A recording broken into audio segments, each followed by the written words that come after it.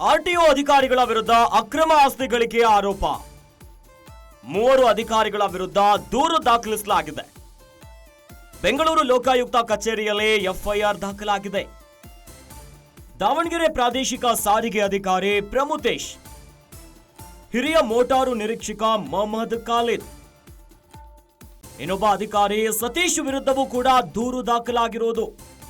ದಾವಣಗೆರೆಯ ಶ್ರೀರಾಮ ಸೇನೆ ಜಿಲ್ಲಾಧ್ಯಕ್ಷ ಮಣಿ ಸರ್ಕಾರದಿಂದ ದೂರನ್ನ ನೀಡಲಾಗಿರುವಂತದ್ದು. ದಾವಣಗೆರೆ ಆರ್ಟಿಒ ಕಚೇರಿ ಮುಂಭಾಗ ಪ್ರತಿಭಟನೆಯನ್ನ ಮಾಡಲಾಗಿದೆ.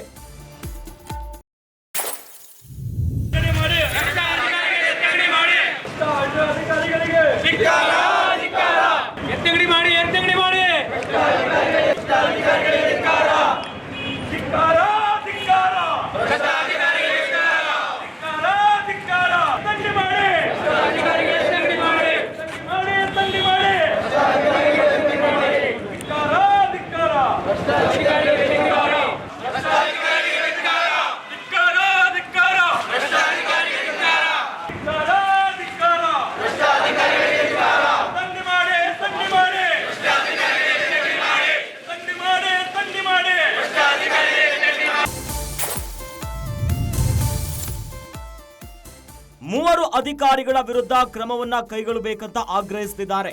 ಮಧ್ಯವರ್ತಿಗಳನ್ನ ಇಟ್ಕೊಂಡು ಸಾರ್ವಜನಿಕರ ಹಣವನ್ನ ಲೂಟಿ ಮಾಡ್ತಿದ್ದಾರೆ. ಆರ್ಟಿಒ ಪ್ರಮುತೇಶ್ 6 ವರ್ಷಗಳಿಂದ ದಾವಣಗೆರೆಯಲ್ಲಿದ್ದಾರೆ. ಇನ್ನು ವಾಹನ ನಿರೀಕ್ಷಕ ಖಾಲಿದ್ 13 ವರ್ಷದಿಂದ ದಾವಣಗೆರೆಯಲ್ಲಿದ್ದಾರೆ. 8 ರಿಂದ 14 ವರ್ಷ ಅಧಿಕಾರಿಗಳು ಒಂದೇ ಕಡೆ ಕೆಲಸವನ್ನ ಮಾಡಿರುವಂತದ್ದು.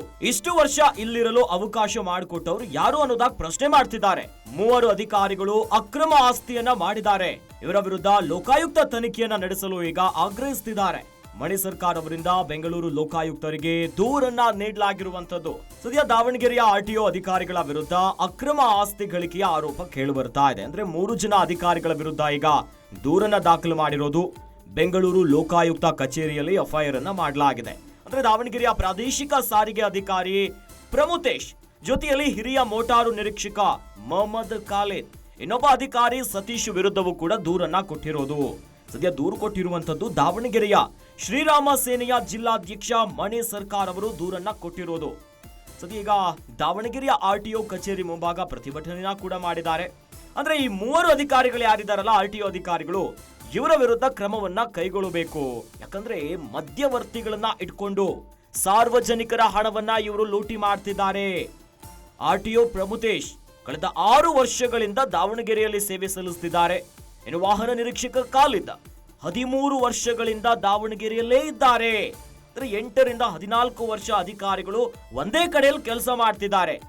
ಇಷ್ಟು ವರ್ಷ ಅಂದ್ರೆ 8 ರಿಂದ 14 ವರ್ಷ ಅಧಿಕಾರಿಗಳು ಒಂದೇ ಕಡೆ ಕೆಲಸ ಮಾಡೋದಕ್ಕೆ ಯಾರು ಅವಕಾಶವನ್ನ ಮಾಡಿಕೊಟ್ಟಿರೋದು? ಜೊತೆಯಲ್ಲಿ ಈ 3 ಅಧಿಕಾರಿಗಳ ಮೇಲೆ ಈಗ ಅಕ್ರಮ ಆಸ್ತಿ ಗಳಿಕೆಯ ಆರೋಪವನ್ನ ಮಾಡಲಾಗ್ತಿದೆ. ಇದೇ ಸಂಬಂಧ ಈಗ ಲೋಕಾಯುಕ್ತ ತನಿಖೆಯನ್ನ ನಡೆಸಲು ಆದೇಶವನ್ನ ಮಾಡಿ ಕಂಪ್ಲೇಂಟ್ ಅನ್ನ ಕೊಟ್ಟಿರುವಂತದ್ದು. ಮಣಿ ಸರ್ಕಾರ್ ಅವರಿಂದ ಬೆಂಗಳೂರು ಲೋಕಾಯುಕ್ತರಿಗೆ ದೂರನ್ನ ಕೊಟ್ಟಿದ್ದಾರೆ. ಇವರೆಲ್ಲರ ಮೇಲೆ ಕ್ರಮವನ್ನ ತೆಗೆದುಕೊಳ್ಳಬೇಕನ್ನೋದಾಗಿ ಪ್ರತಿಭಟನೆಯನ್ನ ನಡೆಸಿ ಆಗ್ರಹಿಸಿದ್ದಾರೆ.